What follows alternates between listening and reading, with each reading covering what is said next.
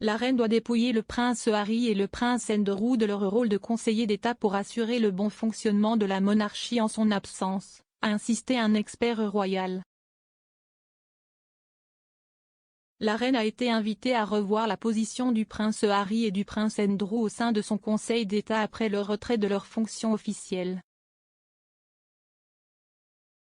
Le duc de Sussex a démissionné aux côtés de son épouse Meghan Markle en 2020 pour poursuivre une vie en dehors de la famille royale tandis que le duc d'York a été contraint à une retraite anticipée en raison du contre-coup de ses déboires juridiques. Bien qu'aucun des deux ne serve officiellement au nom de Sa Majesté, on pense toujours qu'ils détiennent le titre de conseiller d'État, ce qui leur donne le droit d'exercer des fonctions pour la reine en cas d'absence ou de maladie.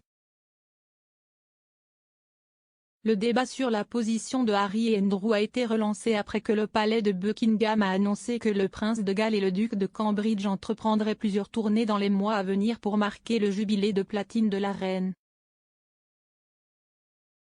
En mars, les deux membres de la famille royale seront absents du Royaume-Uni pendant au moins une journée alors que le prince Charles se rend en Irlande et que le prince William est aux Bahamas.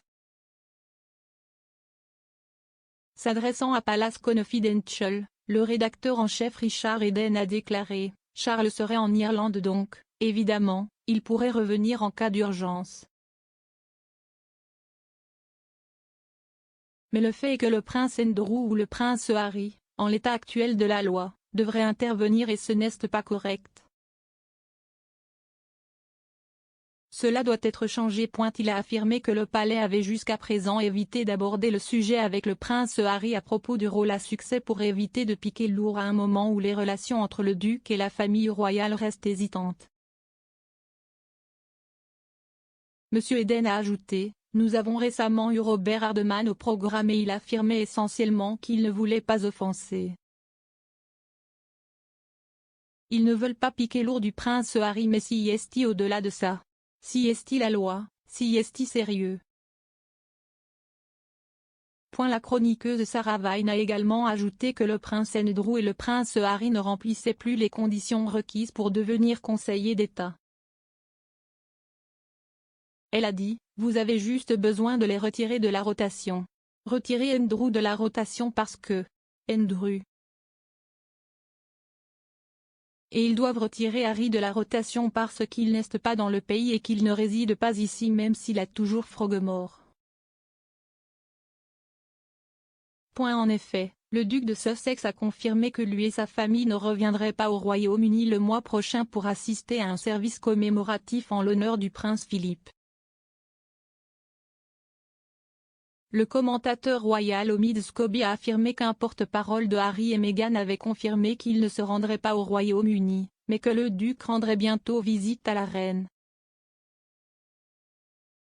Monsieur Scobie a écrit sur Twitter, un porte-parole des Sussex confirme que le prince Harry ne reviendra pas au Royaume-Uni pour le service de Thanksgiving pour la vie du prince Philippe le 29 mars. Il espère cependant rendre visite à la reine dès que possible. La journaliste royale de la BBC, Sarah Campbell, a ensuite corroboré le rapport, réitérant que le duc de Sussex était impatient de voir la reine, qu'il n'avait pas rencontrée en personne depuis juillet 2021.